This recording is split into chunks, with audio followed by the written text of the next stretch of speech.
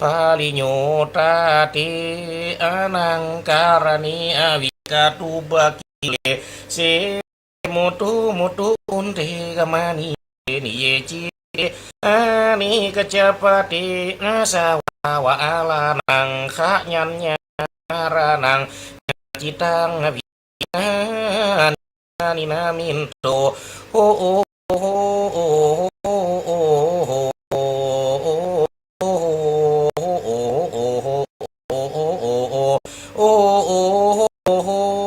อหังนาโมทาราสีอันนี้เป็นยะเป็นยังแบะสถานแต่ละหมู่บ้านตะกี้ก็ไปฟังโรเตทำใจเนี่ยกะฮะแอมเก้าดินกูก็เป็นน้ำกลางกูก็เป็นแม่น้ำใหญ่ปัดราบรรดาพ่อแม่พี่น้องแล้วแต่ประเพณีที่ไหนแล้วประเพณีบ้านมันก็เข้าเมืองตาลิวกะลิวตาตามเข้าบันไดอภัยบ้านนั่นตามเดี๋ยวนี้ก็สำเร็จเสร็จสิ้นไปเป็นบ้านน่ะสถานอย่างกับวัดอาตมาภาพมีวันผูกจากที่เฮาเอาผัดได้ส่งบ้านส่งจอง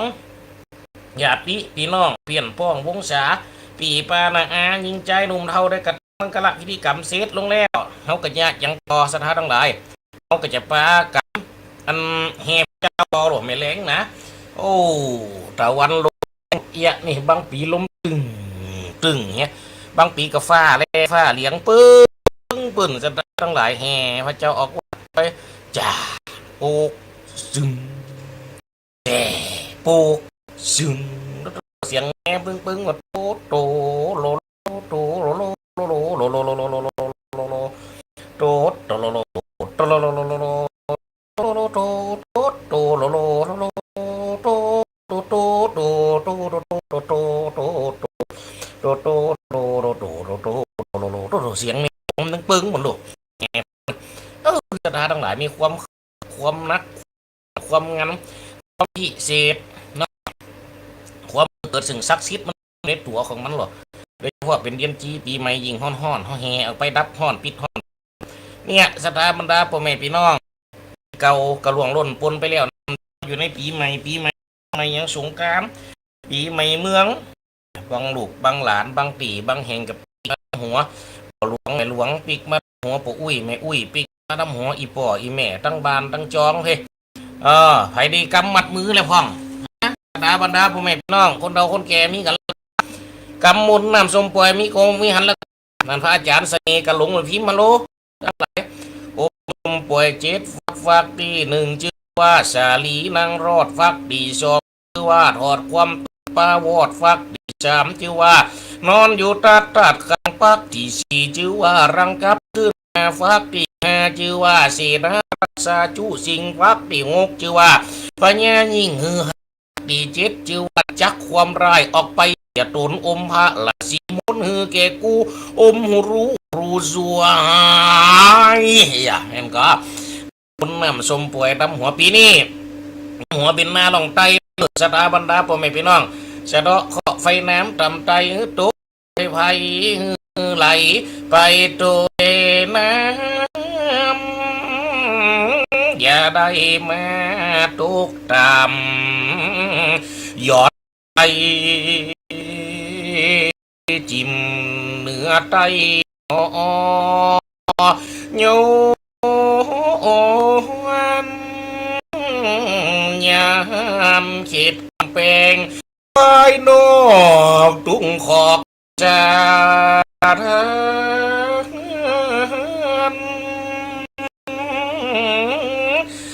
ตกไปตามลำธารหอมหุยอย่าถึงว่าจะมาเปิ้งมันหรอเนี่ยเนี่ยได้กระทำมังกรพิธีกรรมแต่ละหมู่บ้านแต่ละท้องถิ่นแต่ละพื้นที่ก็คงจะสำเร็จเสร็จกันไปแล้วเป็นยะเป็นยังเนาะแต่ทางอาตมาพาไปสิ่งเนี่ยเขาจะได้มามาทบมาทวนมาลวดขวัญเพื่อกันเนี่ยสถานทั้งหลายกำไปเอาไหนไก่ไปเอาไหนไก่สถานบรรดาผมแม่พี่น้องลูกหลานท่านเต้ากับแม่เนาะยังว่านะสถานทั้งหลาย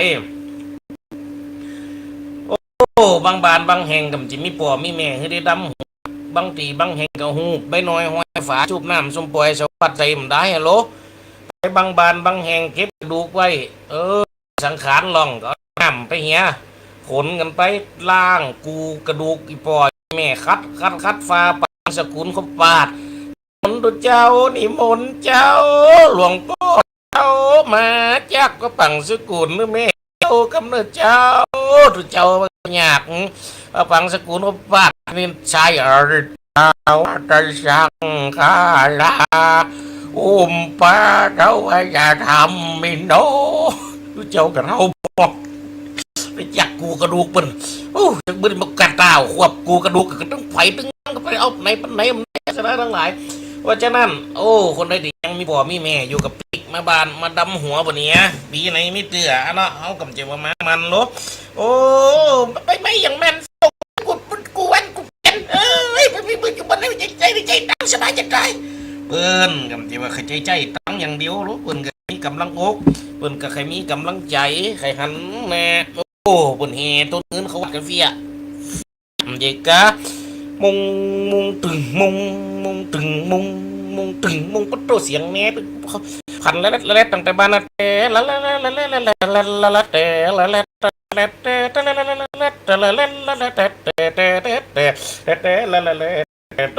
ผ่อนกันมาสปูลูกหลานเหมือนกำต้นกระดานจุ๋ยปอกำต้นกระดานจุ๋ยแม่เฮียนตัวปลูกสุบุญดิเตยอดอีแม่ต้นเงินคนเดียว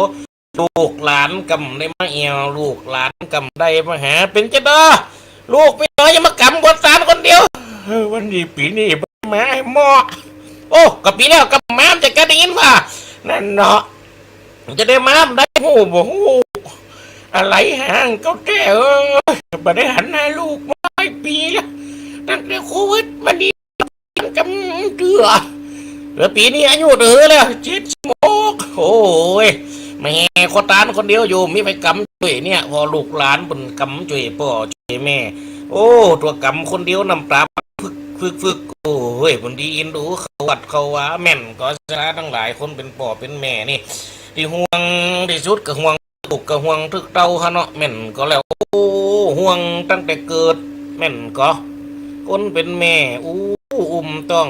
เกิดมาแล้วพออยู่เดียนไฟแหมอยู่เดียนไฟพอเลี้ยงใหญ่แหมเลี้ยงหวังว่าจะได้กินหวังจะได้ปึงพระอาศัยยามแก่หวังลูกเต้าหับใจยาป่วยไข้หวังลูกเต้าเฝ้ารักษาถึงแม่ยามรับจิตตายวายชีวาหวังลูกยาก็ให้ปิดตาคลาสินใจอิ่มใจกะแม่นก็ก็หวังตัวเอียโลหวังกับลูกหวังกับเต้าหวังกับคนเฒ่าอย่าอยู่ด้วยลูกด้วยเต้าอันหลานด้วยเหลนก็หวังตัวเอียแม่นก็อีป่ออีแม่บางคนไม่ยามปุ่นยำยังคนในหัวดำเราไปเลยเด้อวันนี้จำจะมีเวลาจะปาก็ไปล่องแปะไม่สวยมันมีแม่อยู่บ้านเด้อรวมต่อไปกับคนเฒ่าก็ลองขึ้นพอเตอมาอยู่บ้านกับกุมต่างกันขึ้นกุมกับต่างกันล่องไปเอวนี่คืนตะวันลงแล้วก็ให้จะพอที่แม่อยู่ที่แม่จะได้อยู่หรอตัวมากินเหล้าแม่แรงนี่มาเพนเนอร์เต็มที่เบียร์เอาหลังมันเต็มที่มากินกันเพนเนอร์ฉันเจอตอนเธอเป็นไม้ฟังเพลงกับสปุคันนี้ละเราอยู่ยันพนังรอลูกรอเต่าคืนมามาว่าจำได้ด้วยกันมากับปีดึงปีกับได้หันหน้ากันเท่าน่ะแซมปีบ้านกับมากินมาเลี้ยงกันเหี้ยเนี่ยสถาพพ่อแม่พี่น้องเขาก็เลยลืมไปนี่ฉันติแม่นก็แม่นละตั้งหลังหย่อมยาเอาตั้งนาไปบางเตือเมื่อเตียไหนก็แม่นปิกมากินมาอยู่ปิกมาเอวมาเล่นปิกมาสวนสีหาแต่บางเตือบางครั้งก็จะไปกุมกับจะสีกับฮีกะฮาเกินไปมันใจมันก็ต้องเอาใจใส่ไฟบางคนหนึ่งวันนาแหมกำปีกมามีแล้วมันก็ได้อาบน้ำกับกูกระดูกไปอย่างแล้วไปได้กูไม่ยืดแม่เนี่ยรอแม่ไปเลยต่ออันมันก็นี่จะรอกันมาสถานไป เนี่ยนะเพราะฉะนั้นเขาต้องมันมาเอวนะมาหือใจใจใส่ไม่ยังเขาแก่ชราแม่อาบน้ำแล้วแกวันนี้ยังไม่อาบเดือวันนี้เจ้าจะอาบพื้นตักน้ำยังให้แม่อาบเลิกมาเจ้าจะสวยตีมือแม่ตอนได้เจ้าได้สวยตีมือแม่แล้วเบิดหนึ่งเฉยแล้วมื้อนึงอีแม่อาบน้ำแต่งตัวแล้วมดเจ้าจะมาว่าอีแม่นะอีแม่ได้ครับเนี่ยมันก็ถูกต้องหรอใจบางเตี่ยบางข้างตัดตู้ปืนปนแล้วไปหมดกำลังจะไม่เข้าใจอีแม่ไม่ได้อีแม่ยังเข้าใจเอานางนี่แล้วเจ้าถีบปีกวันนี้นะเข้าใจจะหัวแกก่อนละว้าลืมไปแล้มัวกับไปกินไปยังตะกี้ก็คืนนี่ก็รับดึกกำลังหาสะดุ้งตื่นแล้วเข้าใจแม่แล้วห้องคนเราอีแม่มาห่างถึงคิดปักเย่ก็มานั่งนะจะปิดโยว่าจะทุจะปุโยวิราจะทุบันเดบังตัวเทลโยบันปอนผมเป็นกำปุกนี่ปิกนี่สถานทั้งหลายบางคนบางท่านนี่กระซับเพราะว่ายังว่านะมัวกระเล่นลืมอย่าลืมบางไผบางคนลืมตั้งใจของไผที่อยู่ก้อยเขาอยู่ตลอดระยะเวลาเขาหลองตั้งแต่วันที่เขาหลองไปนะเราลองเกิดวัตเตอร์จนวันนี้เขาปิดคืนมานะแต่บางครั้งก็จะควายปีหรอลองปีใหม่เมษาพฤษภา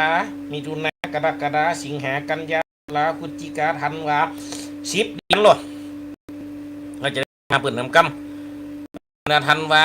ไม่เมษปีใหม่เปลี่ยนแล้วปุ๊บมกราปีกแล้วลองแล้วน้ำกำกับมาปีใน2 ปีเพราะฉะนั้นก็จะมันเป็นลาบเหมือนให้จินกะโอ้พาผลไปเอววัดเอววันกะอีลาไปวัดตัวแม่เด้อ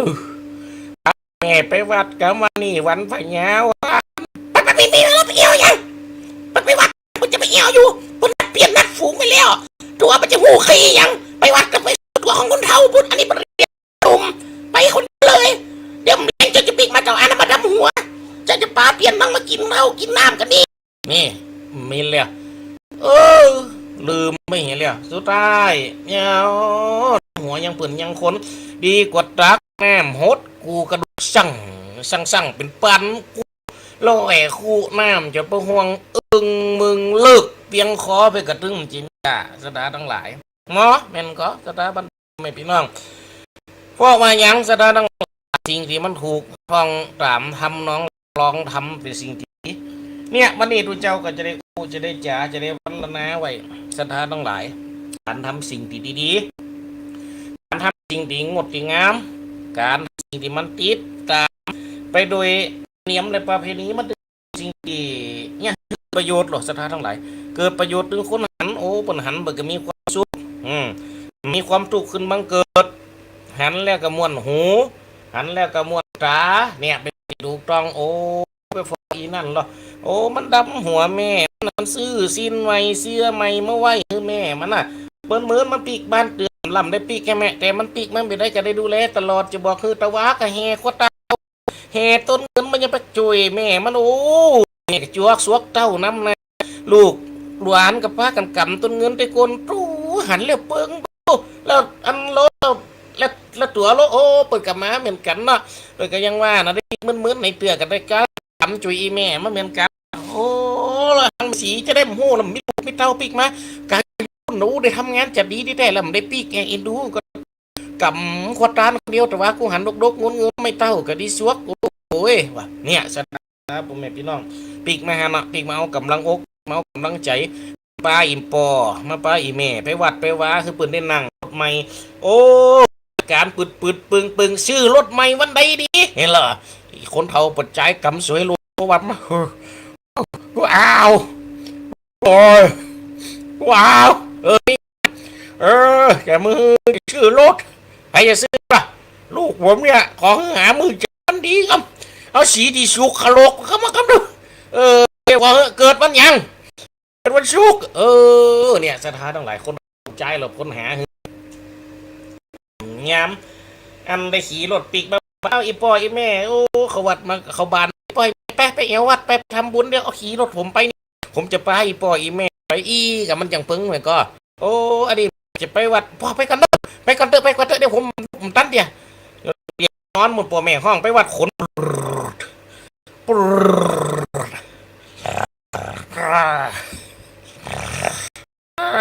โอ้รับแต่คืนนี้รับเด็กผมเจ้าเลยลูกขวายได้ไปวัดไปปอดได้แม่ซักกำปอแม่กันครับแม่คนเฒ่าไม่ยิ่งกับสลุงขันดอกคนเฒ่าปล่อยใจกันครับอันขันเข้าโอ้มาตามลูกมัวรับอยู่ผมได้ขี่รถลูกมาสักกำอันเป็นที่ยินดูชะตาบรรดาผมบังกูซิงกูเนาะเขาก็หักษาคือมันที่สุดอันนี้เขากูแล้วเนอะ ลูกหลานไปแมวของหัวมัวเด้อชะตาทั้งหลายเพราะฉะนั้นอะไรบุญเป็นกุศลเขาก็ช่วยไม่บุญเป็นสิ่งดีๆทำแล้วมันมีโมจนะทำแล้วมันมีประโยชน์การเป็น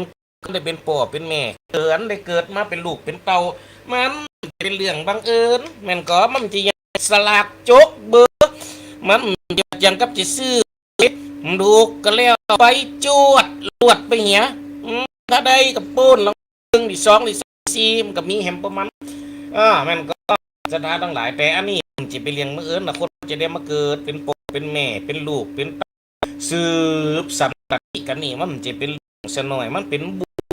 ก็กรรมแต่งเหมือนกับผัวเหมือนกับเมียที่มีเหตุให้ได้จักจ่องได้มาปะมาปบได้มาประสานกันก็เหมือนกันนะสถานทั้งหลาย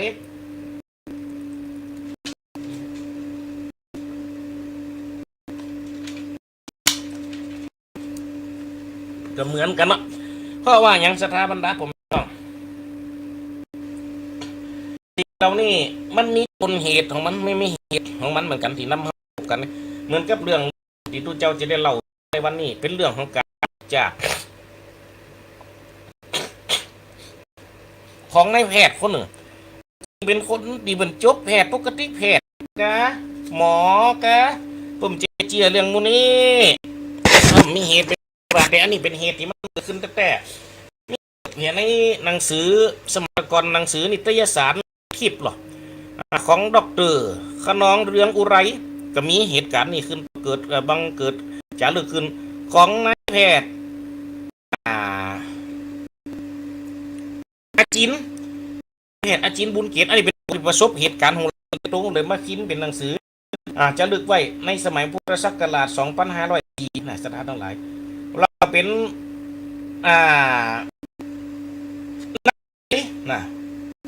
นักวิจัยชาวอเมริกันเป็นนักวิญญาณเป็นนักวิญญาณศาสตร์นะศาสตราจารย์เอ็นฟินิงนะแห่งเป็นซึ่งเป็นชาวอเมริกันเปิดเนี่ยเกี่ยวกับการวิจัยในการเรื่องนี้ขึ้นสถาบันดาพ่อแม่พี่น้องว่ามันมีเหตุการณ์ที่เกิดขึ้นโอ้จะพรคุณโยมแม่ไม้สีเทพทำตรงบนตักในเฟซบุ๊กไล่กับไวสาเจ้าโยมแม่ติดตาฟังจังวิตุกันดังวิ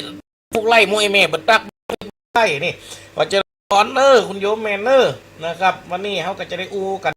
เรื่องบุญนำกับเป็นคนเขาได้เกิดมาเป็นลูกได้เกิดมาเป็นปอเขาเกิดมาเป็นแม่นี่มันจะเลี้ยงบังเอิญในแม่เฮ้ยจะเป็นเรื่องที่ว่าสมมุติ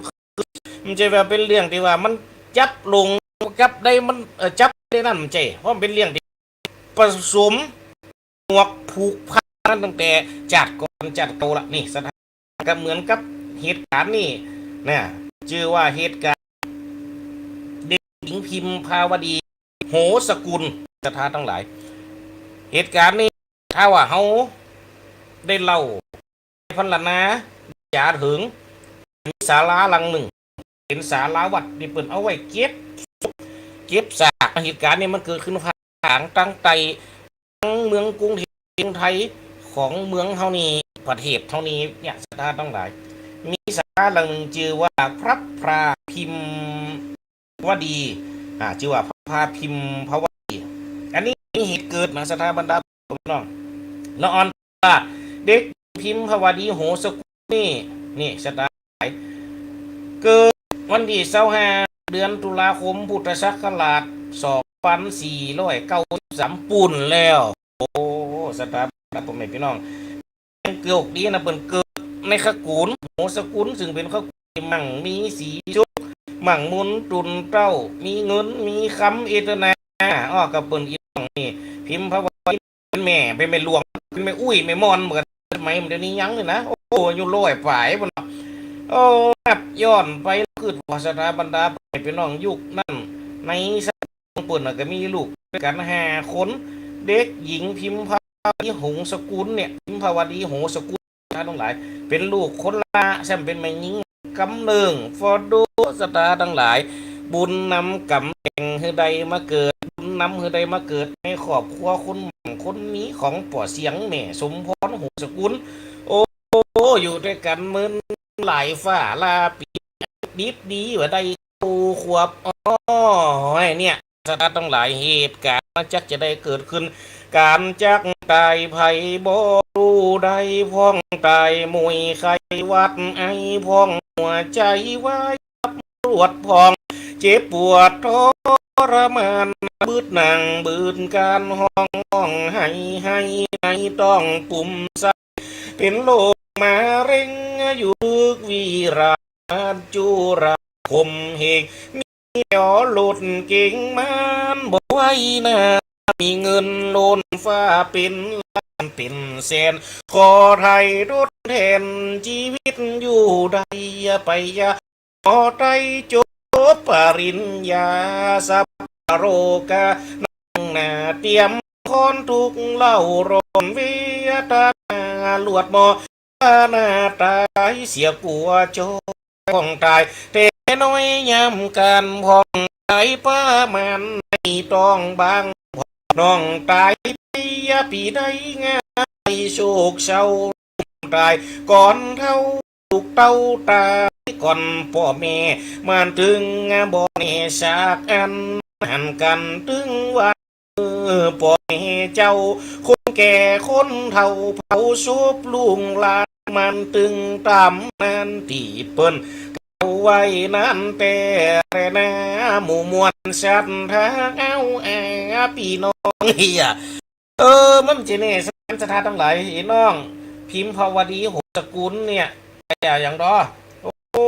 ก็เกิดการอายุขลังไห้9 ขวบ 9 เดือนนะตุ่มสบายเป็นไข้เลือดออกยุคเก่ามันจะยามยังไม่ยากแต่ก็มีโรงพยาบาลล่ะนะเมืองหลวงเมืองใหญ่ภายในกรุงเทพกับป้าไปรักษาตัวโรงพยาบาลศิริราชทั้งโอ้อาการก็ดีขึ้นสุดท้ายอีน้องพิมพ์วดีโหสกุลก็มายังได้ศรัทธาทั้งหลายพิมพ์ภาวดีโหสกุลก็มาดับจิตไหลมวยมั่งไปเสียแล้วมาลาพ่อแม่เจ้ามามองจอย วอยเต้าปลอดภัยลูกเต้าใจไปอยู่นะจุดแสนลายพิมพ์ภาวดีลูกเต้าว่าเล่นประจำมันนะสถานทั้งหลายเด็กหญิงพิมพ์ภาวดีหูสกุลกับมามรณะเขียนจากวาดภาพไปเหี้ยนี่ทั้งหลายพ่อแม่กับกูว่ายังว่านะลูกคนละโลโตหักเสียงตีเป็นปัจจัยสียิงคนเดียวแซมมาตายละกันเนี้ยพวกเป็นโศกเป็นเศร้าเป็นเงาเป็นโอ้ยอยู่ในกินในมวนคมเป็นปอกเลยระดึกตึงถึงหาโอ้จะแปลงจ้าตาบุญหือกับลูกตามเอาบุญกับเต่าลูกของข้านี่เล่ากับตายไปอายุกับมาเก้าแม่มึงเฮ้ยเขาจะเนี่ยใจดีไปเข้าไปหาทุกเจ้าบ่เอาปากกันไปหาหลุงบุญบ่เปิดไปแกเราไปหาทุกเจ้าไปสมัยนั้นก็ไปปรึกษาเจ้าอาวาสวัดกษัตริยารามยุคนั่นเป็นสมเด็จของสมัยสมเด็จพระสังฆราชสังฆราชหนึ่งที่อยู่วัดมกุฏกษัตริยารามเมื่อกระปุงถ้าจะแปลงใดจะแปลงศาลาอันหลังอันที่มันกีดไปหน่อยเริ่มไม่ออกเฮ้ยได้เจ้าตีกีดไปหน่อยคือตีหงหลังนั้นมันออกเหี้ยหงมัน ฮอตีออกให้หลังโยมแปลงศาลาเนาะอยู่กับไก่เข็ดจุสารป่าจ้าหันพอดีเอาไปศาลาไปหันปุ่นเอาซุปจากมาเก็บไปหันก็จะมีพโยชนะกับปุ่นจัดนะโอ้ยก็หลวงพ่อเจ้าขอบคุณหลวงพ่อเจ้าอาไว้จัดนะครับ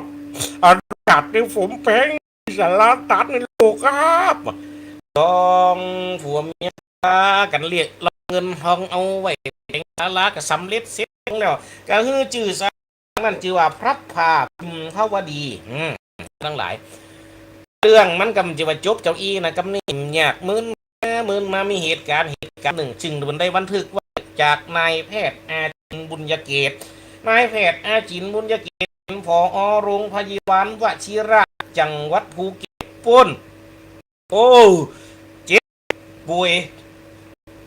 เป็นการเจ็บป่วยโรคที่เป็นไม่ตั้งแต่ย้ำหนุ่มบนเนาะเป็นโรคกำโรคที่ของแกเป็นนี่โอ้โรคปวดเส้นประสาทเส้นที่ห้าความจริงเนี่ยประสาทของเขานี่มันมีเส้นประสาทมีด้วยกันอยู่10กูกับคนว่าทางแกเส้นที่ห้าตั้งแต่เบาตาขึ้นถึงเหี่ยวกระมอมาปวดงุบ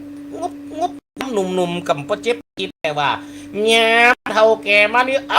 เฮ้ยกูยังมาเจ็บเฮ้ยแบบว่าโตสูงบ้านไปหักสวาตัวที่โรงพยาบาลสิริรัตน์กับตึงลูกตึงเต่าตึงเมียพอกันเข้าพอเข้าหาดูแลนางพยาบาลพอตัวผมเป็นเป็นนายแพทย์อยู่แล้วนายแพทย์อาจินบุญเกตเป็นแพทย์อยู่แล้วก็ยังมีนางพยาบาลคอยดูแลกับมาหาตัวคนนั้นเจ็บนักดีสุดคืนนั่นโอ้ก็ยังนาบุญกับเป็นคนเนาะกะเนี่ยจ้ะเพื่อกระเฮียนตั้งธรรมะก็เลยกำหนดอานาสติปานาสติก็คือกำหนดลมหายใจเข้าออกหายใจเข้าพูดหายใจออกโธพ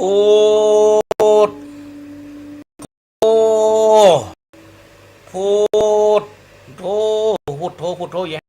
จุนกาละเวลาหนึ่งนี่คาถาทั้งหลายบุญน้ำและกำเต็งนะโอ้สักบึดเดียวอันนั้นกำลังหักเฝ้าทุกอยู่ในเฝ้าฟังกระจี๊ดของเปิ่นเป็นนิ่งหรอลมหายใจเข้าออกลมเป็นพุทโธหรอมีพุทโธเป็นหนึ่งลมหายใจหรอสุดท้ายมันแล้วสักบึดหนึ่งแกกระตักขึ้นนี่ในหนังสือที่ไปนะแกกระตักขึ้นอ้าวไผมาน่ะแกถามเมียก่อนสีพันไหนยาอันมาเฝ้าฝอเอามันนอนเฝ้าใครกระตักถามแม่มึงไฟมาน่ะมันมีไผสักคนนี่กับเปิ้นกับนางบ้านอยู่ด้วยกันนี่บ่มีอะไรละอ่อนมายืนนี่คนบ้านมีเมียกับวอแหละป้าเมียกับนางพยาบาลกับตกอกตกใจกับพ่อมึงมากังมาจวงเป็นโรคสมองเป็นโรคเส้นประสาทนี่แน่นอนบักกาหูขิงกูสิงกูยังแม่มึงเอ้ย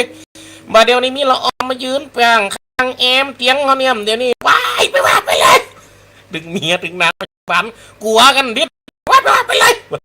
กระแต้นะแม่มึงเนี่ยปังข้างเนี่ยเจียก็จะถามมือพอเตรียมไปจดมาเดี๋ยวข้าจะถามเล็กตัดสิน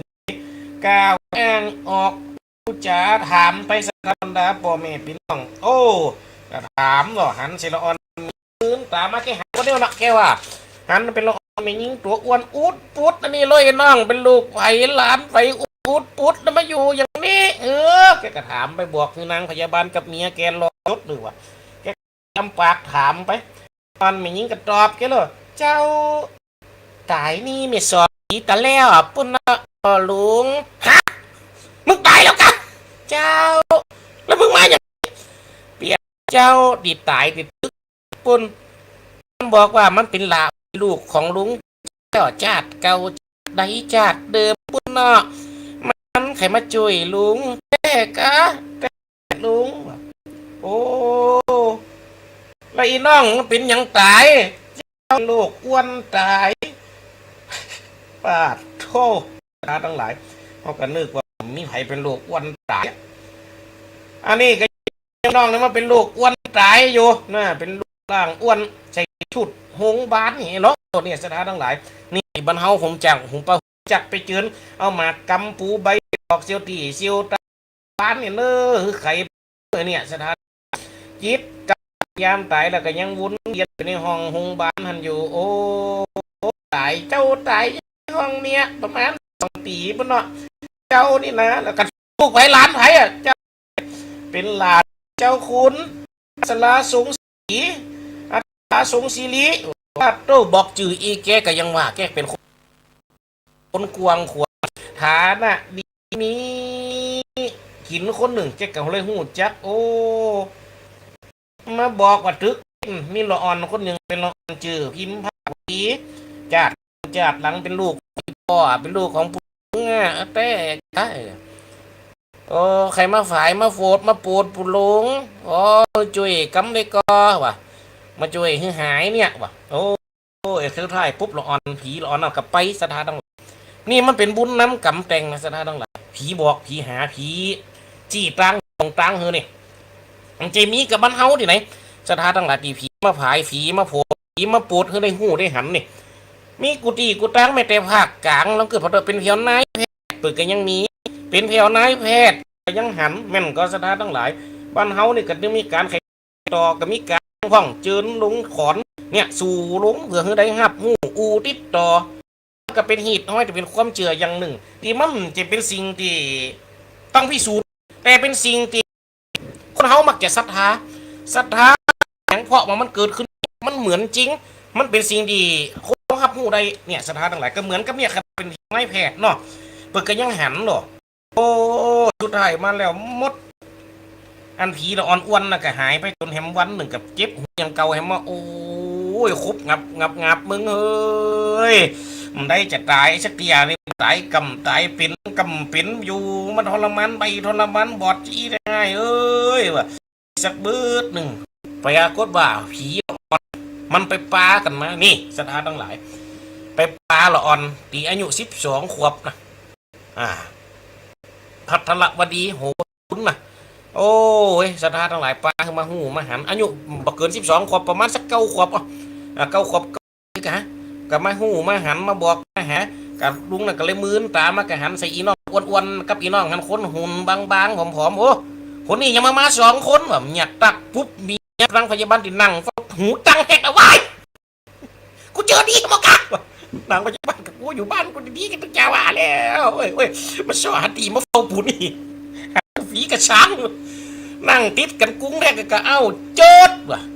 ก็เลยถามอีผีละอ่อนดีอ้วนๆกับบอมเดินเจ้าป้าเปลี่ยนเจ้ามาเนื้อคนเนี่ยที่มันว่าสมัยก่อนเก่าอีป่อเป็นป่อของมันว่ะอ๋อสุดท้ายปุ๊บมืนตามาหันใส่อีน้องเอาศอกเข้านั่งเอาขึ้นนั่งเก้าอี้เอาศอกเขาตังเอากลางเขาเกาะเห็นหรอจะถามพ่อแม่พี่น้องมาถามโอเคก็เลยถามโอ้อันเนี้ยกะที่ว่าอีน้องเนี่ยกะอีน้องจื่อหยังแกกูอีฝีอีน้องนะกูฟังนะน้องจื่อว่าภาวดีโหสกุลโอ้แล้วเป็นมันตายนี่ว่ะโอ้น้องกะว่ะน้องมันเป็นใครน้องมาหักสัวอยู่เนี่ยนี่เกิดวันที่25 ตุลาคม2493โอ้แล้วก็วัน2 กรกฎาคม2502อีน้องตายกะกี่ปีครับ93 94 95 96 97 98 99 100นั่นก็50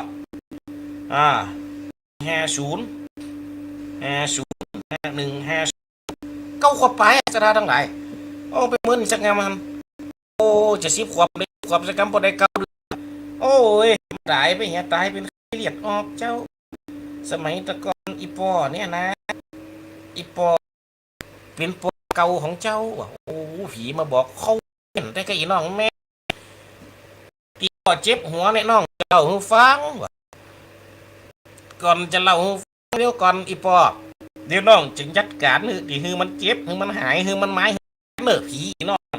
ก็เอามือเขาอุ้มหัวนี่ท่าทั้งหลายเนี่ยเขามาอุ้มหัวนะไอ้กินปุ๊บแก้วมันเงี้ยวหายดิดหายเดียวไปยังยาไปยังยากำได้ฉีดเม็ดหนึ่งกำกินทับฟ้าโอ้ยน้องเฮ้ยมึงยังมาเก่งจริงว่าเอามือยุบหัวปอก็เริ่มได้หายเงี้ยวยังเฮ้ยวะโอ้ยปอแล้วมันได้เป็นเวรกรรมนะอีปอวะโอ้มันเป็นกรรมจะได้ สมัยแตะก่อนเจ้าจะรับฟังอีปอนี่นะราชการเป็นราชมันมันห่วยเฮ้ยเป็นราชโอ้คนคุ้มนักโทษคนประหารนักโทษมีใจหันคนหนึ่งสมัยก่อนเมื่อเจ้าเนี่ยเป็นลูกพ่อเจ้าอายุได้10ปลายกว่าขวบไปเล่นน้ำยุคนั้นมีพ่อเกิดไม่สมัยรัชกาลที่3ปุ่นเนาะยุคนั้นปุ่นเนาะแผ่นดินรัชกาลที่3เจ้าก็ไปเล่นน้ำพวกท่าเตียนหนนะเป็นโฮงโม่หนนะเจ้าก็เล่นน้ำก็ว่ายไปว่ายมาเล่นหล่นมาตาม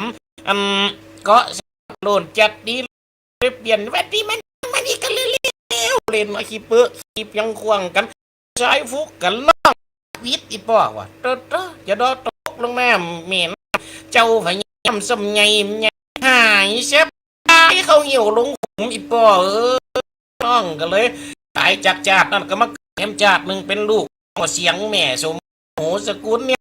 จาดนี่ยังเป็นลูกของเปิ้นจำอายุได้เก่าขวบคนทั้งนี้เหมาะเป็นยาเจดอน้องเป็นลับลี่ยุงครบแล้วก็สายเบะสุดท้ายแล้วมดน้องก็เป็นไข้เลียดออกสิบกองดองกับแม่มคนหนึ่งก็ได้เป็นฝีอยู่ทึกนิกในเต้าเดียวนี่แฮมมือน้องก็จะไปเกิดไปงอกเดี๋ยวน้องหูอีปอมสบายมานี่น้องก็เลยจะมาขอฝ่ายขอโปรดอีปอนะว่าโอ้แต่เอ้ยว่าเนี่ยศรัทธาทั้งหลาย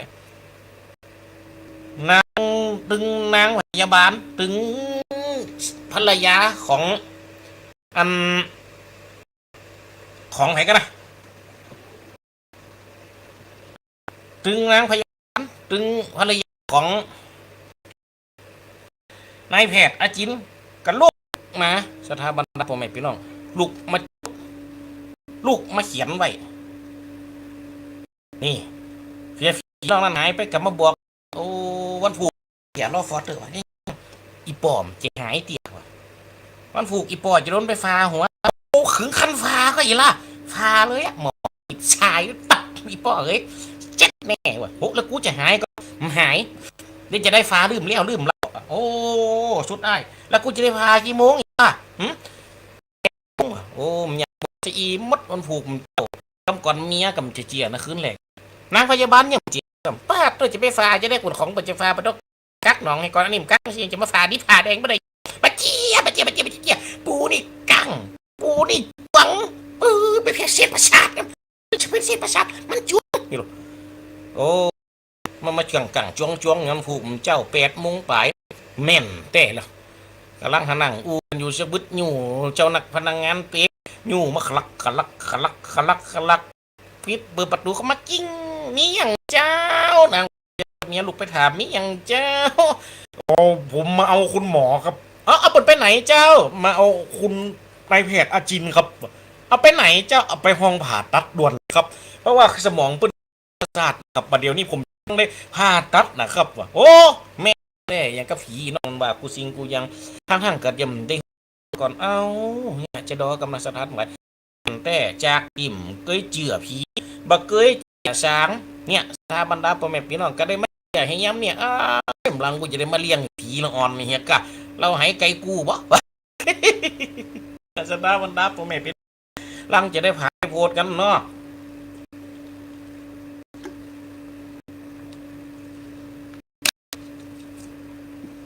ลังเพิ่นจะได้มาผายสุดท้ายนายแพทย์อาจินพาแต่กาใจระยะเวลาพากันตั้ง4 ชั่วโมงอะนะออกจากห้องผ่ามาแล้วมด6 โมงแรงเจ็บแหมแล้วเอ้าคนนี้เจ็บอันเดียวผมปอดเจ็บแผลตีพาแหมมาเจ็บเป็นประสาทแหมเอ้าสุดท้ายมาหาเอ้ยผีน้องนั่นก็มาให้มาโผล่มาอีป้อน้องมาแล้วอ่ะมาถึงปุ๊บก็เอามือมันยุบหัวน่ะสักบึดก็หายเจ็บหายไหมไปโอ้ก็โอ้จะนักเลิกก็เลยถามแล้วปอจะได้พาแฮมไปอีล่ะคู่พาแฮมไกปอมันใจเลี้ยวเตียนะวะเขาแต่อีปอมันจะหายเตียปุ่นพศ2508ปุ่นอีปอจะหายแฮมนี้นับนี้ไปแฮม4 ปีว่าป้าเท่าอีเฮ้ยแล้วกูจะมาตายก็มีแฮมพอเดินจะเปลี่ยนเตรียมแฮม4 ปีเดี๋ยวพศ2500ยายลีตีกองประชุมเจ้าบ้านกับมาชุมนุมมาประชุมยายลีต่อไปนี่ผู้ยายลีจะขอข่าวถึงเรื่องดาวที่ได้ประชุมมา มันยุคมันสถานทั้งหลายว่า2504อ่ะพี่น้องก็มาบอกสุดท้ายว่าผู้เจ้าแม่นแต่หมอมเอาไปเปิดฟ้ามาแล้วรอบที่2นี่หมอขยึกขยื้อขยุกขยุยนี่มันอยู่ในสมองออกหมดเนี่ยจะดอสถานกำหายเดียตัวที่เป็นไขมันเป็นยังเป็นไปเกาะมันเป็นเมือกนะก็ยังว่าเป็นไตตัวนั้นก็ยังหายเดียอื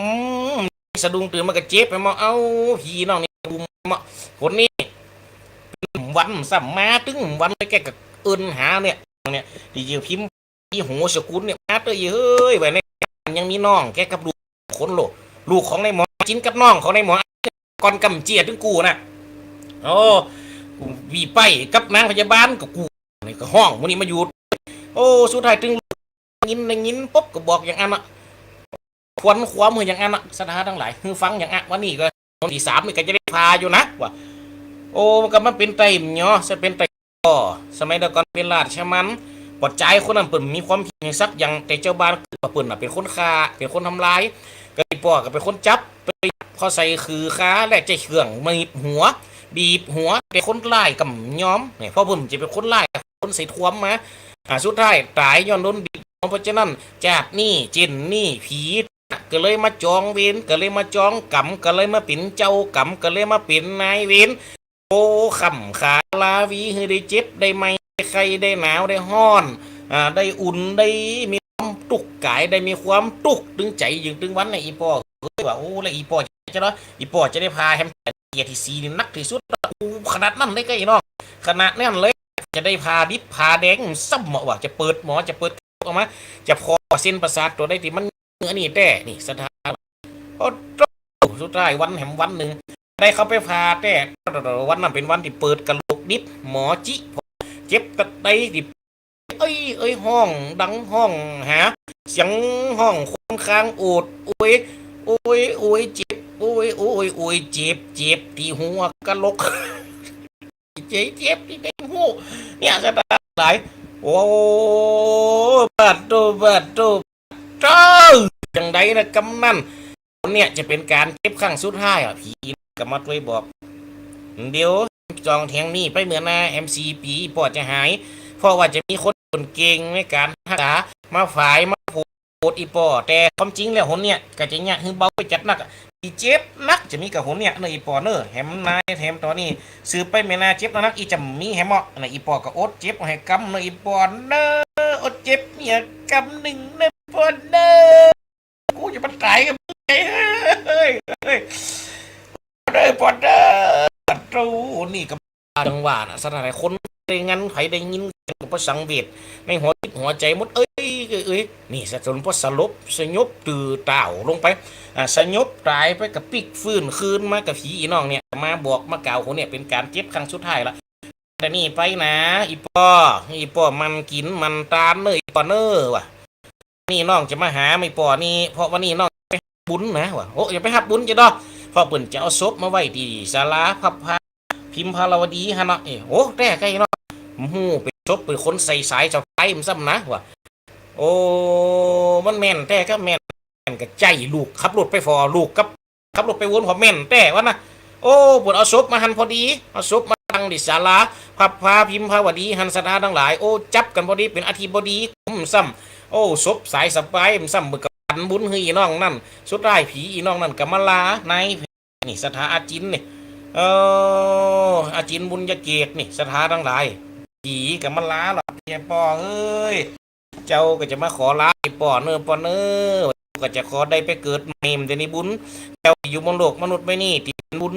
ที่เป็นตัวนำกรรมที่เป็นตัวแต่งมาเจ้าก็จะมดนะเนอโอ้ยน้องเดี๋ยวก่อนน้ำเดียวในอีปอก็หายก็ขอคือไปหายไปฝูดไปเอียวบ้านอีปอสักเดียวเอาไปมันได้ให้แม่เจ้าจะไปเกิดอีโลคนนี้อาสถานผีเก่าจัดก่อนเก่าเดิมตีเพราะยังต่างฝ่ายทางห้องต่างอยู่ต่างคนโลกคนพอโลกคนโลกผีพอโลกผีเจ้านี่เขาหาเฮียนปอมจะได้เจ้าที่เจ้าต่างเปิ่นกะฮักกะเบิ่นกะสาเปิ่นกะปุ๊กปักเขาได้ไกลบอกศอกมาได้ฮือบอกว่าเข้าเจ้าหากะคงได้เพราะฉะนั้นเจ้าก็ขอลาอีปอให้เนี่ยเกิดเนาะอีปอว่าสถานทั้งหลายผีน้องพิมพาวดีนั่น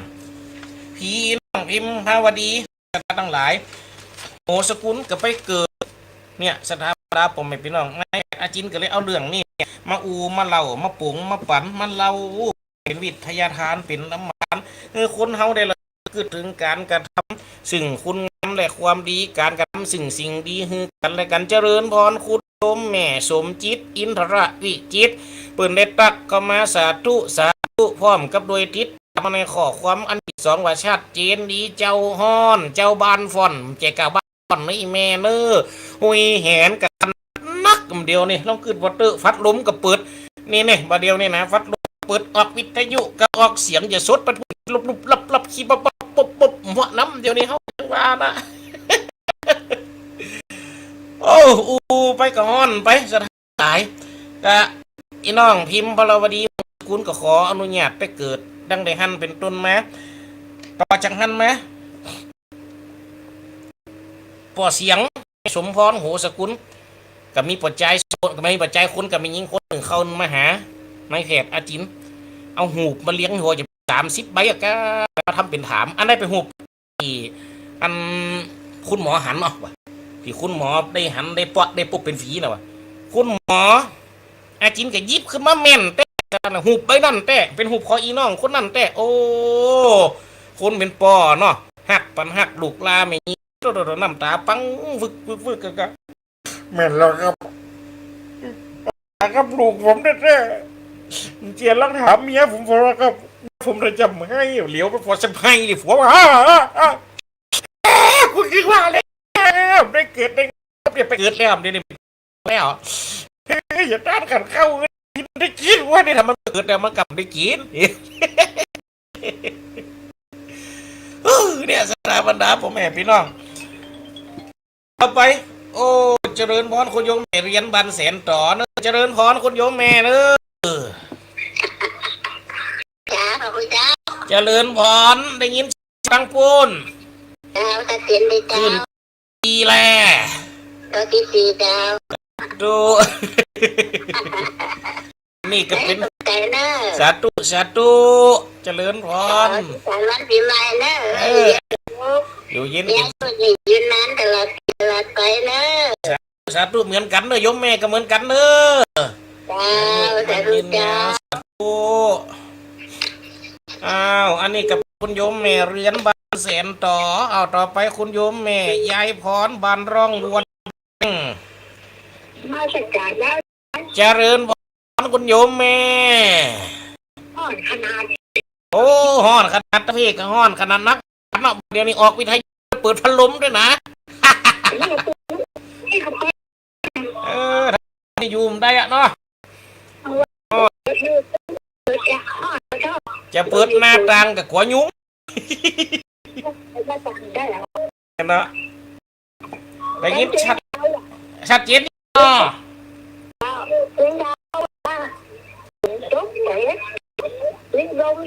โอ้ตั้งเอ็มมียังซักยังเฮ้ยมีกระห้อนย้ายมาอาจจะมาอาจจะมาทิ้งไปทิ้งลมทิ้งถุงอีกจังดาวแหละแบบดูโอ้ขอบคุณรักษาบุญรักษาขอนี่เนาะวัดดำเฮ็บกระตุกกันได้วัดพี่นะแต่มันตุกนักโดดนั่งแต่มันเวทใหญ่มันได้มันนะมาหันมุกเดียวนะนี่นะอยู่นี่บ้านปืนตุกแล้วนะทางวัดอัตมาภาพให้ลูกมดอ่ะหันตุกไม่แล้ว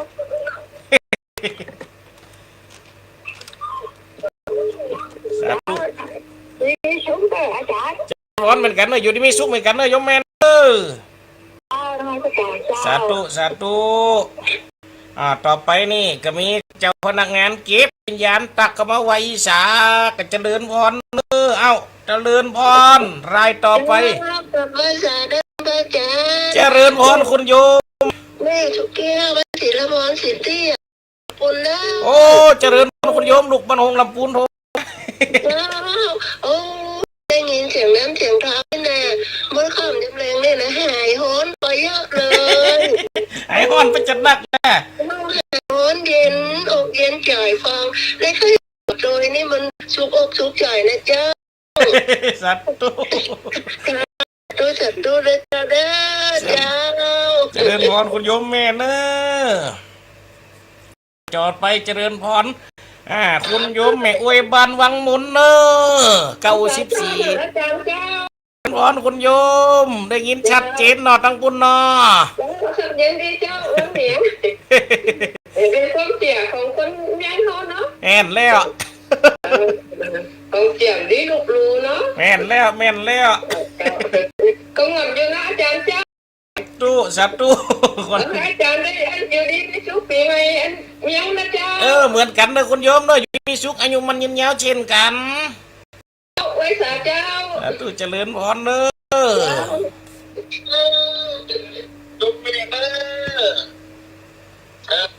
เจริญพรศรัทธาบรรดาแม่พี่น้องก็เปิดสายให้ศรัทธาได้โทรกันเข้ามาได้ได้จ๋าฟ่องกระตักตายปราสีเข้ามาในทางเฟซบุ๊กไล่ฟ่องกับจ๋าเข้ามากันในทางโทรศัพท์เพราะฉะนั้นศรัทธาบรรดาพ่อแม่พี่น้องคนที่ห่วมบุญกรรมกันมาเนี่ยศรัทธาทั้งหลายจะได้กระดึงหนีมันจะป้นขนาด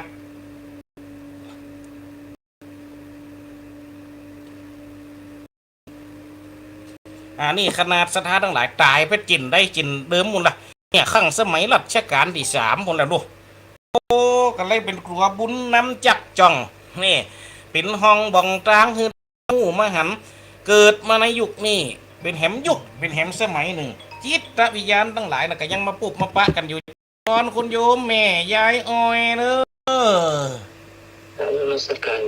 เจริญพรวันนี้ฟังอยู่นี่คนฝากกำวันเลยว้าวมันจะฝากเอาเนาะอันมันจำได้จำหูไฟเป็นไฟอันดีม่วนกันตั้งปูนฝนตกก็มีสีทาบดมืดก็เจ้าลมมาเนี่ยกำมาตกนั่นโอ้แต่ว่ากับว่านั่นว่าพายุจะเข้าเขากับกันเตรียมมัดตีนมัดอย่างล้อเต้าตกเห็นชั่วเดียวเป็นต้นชั่วเนี่ยชั่วเดียวเล่มหันตัวนี่ลูกก็อ้อยมันแห้งตายไว้จะเดี๋ยวนี้ดูเจ็บหัวกับแห้งหมดเลยดูโอ้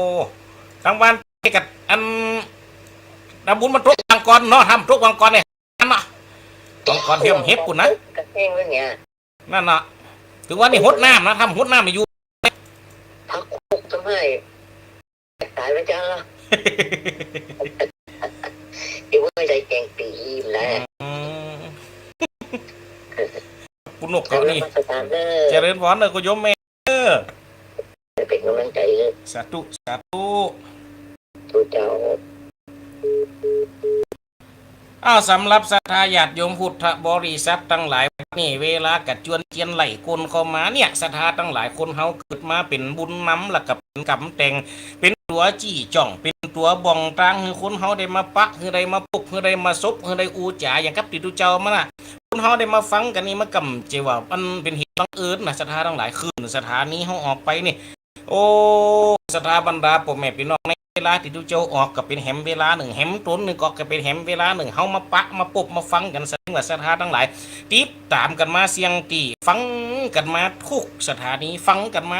ทุกจุดโจนจุกองค์ถึงจะได้ปักมาปุบกันนี่เพราะฉะนั้นศรัทธาบรรดาพ่อแม่พี่น้องถึงจะห้องว่าบุญหรอกบุญนำเฮามาปุบมาปะกันนะวันนี้นะ